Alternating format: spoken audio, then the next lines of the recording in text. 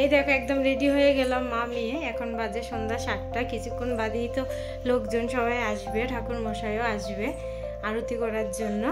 কেমন লাগছে জানিও। আর সাদা লালে শাড়িটা পরে নিলাম, ক্রিয়াঞ্চিকাকেও একটু রেডি করিয়ে দিলাম। তো চলো নিচে যাই, তোমাদেরকেও দেখাচ্ছি। তো দেখো নিচে চলে আসলাম, আর আমাদের বাড়িটা দেখো কত সুন্দর লাগছে। মানে লাইটটি লাগানোর পরে এটার সৌন্দর্য আরও বেড়ে গেছে। কীরকম লাগছে অবশ্যই কমেন্টে জানিও। তো দেখো এখন আস্তে ধীরে তো সবাই আসা শুরু হবে।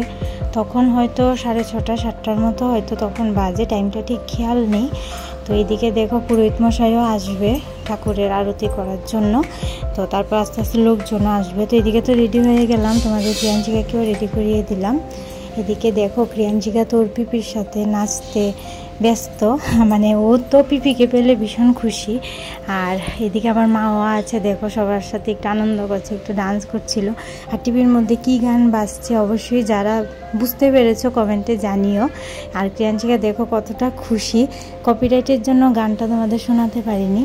তো এই যে চলে আসলাম নিচে, আস্তে আস্তে সবাই আসবে, লোকজনও আসতে শুরু করেছে। আর যা প্রচণ্ড গরম ছিল, মানে তোমাদের কি বলবো। দেখো এখানে ঢাকও চলে এসেছে, তো ওরাও বাজাচ্ছে, পুরোহিত মশাইও আসবে।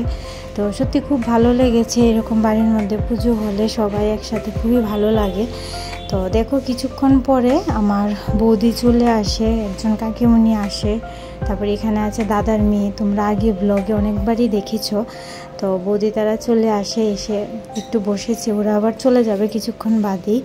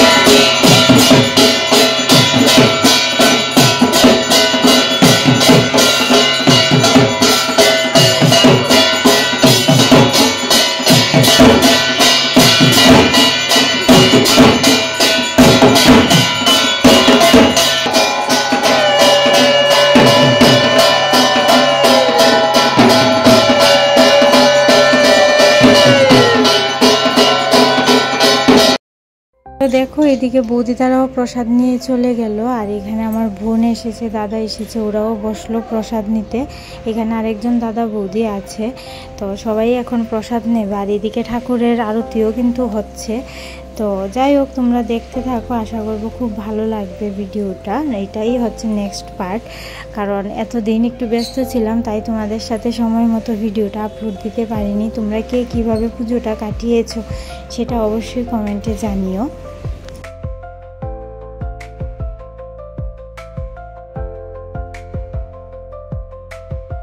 তো দেখো, এখানে চলে আসলো ক্রিয়াঞ্চিকার পাপার ফ্রেন্ড আর ফ্রেন্ডের বউ, মানে দাদা দিদি। তোমরা তো দেখেছো, আগে অনেকবার ব্লগে দেখেছো। তো দাদা দিদিও চলে আসলো। কিছুক্ষণ বসার পর ওরাও বসলো প্রসাদ খেতে। তো আমি সবাইকে দিচ্ছিলাম। আর এদিকে দেখো আমার বোন, দাদা ওরাও প্রসাদ নিয়ে নিয়েছে। তো যাই হোক, এখন আমি ওদেরকে খিচুড়িটা দিয়ে দিচ্ছি। তো তারপর তোমরা দেখতে থাকো। সত্যি প্রসাদ ভীষণ স্বাদ হয়েছে, সব কিছুই দিদন রান্না করেছে। তো এইদিকে সবাইকে প্রসাদ দিয়ে দিচ্ছে। আর আস্তে আস্তে মোটামুটি অনেকজন লোকজনই এসেছে, সবাইকে ভিডিও করতে পারিনি। 50-60 জনের মতো নিমন্ত্রিত ছিল। তো যাই হোক, দাদা দিদিদেরকে প্রসাদ দিয়ে দিচ্ছে। আর প্রসাদ কিন্তু সত্যি খুব ভালো হয়েছে, যারা খেয়েছে সবাই বলেছে প্রসাদ খুব স্বাদ হয়েছে। তো তোমরা দেখতে থাকো পুরোটা ব্লগ, আর অবশ্যই কমেন্টে জানিও। তো এখানে দেখো ক্রিয়াঞ্চিকার পাপার দুজন ফ্রেন্ড, এই দাদাদেরও হয়তো ব্লগে দেখেছো, তো দাদাদেরও দিয়ে দিলাম।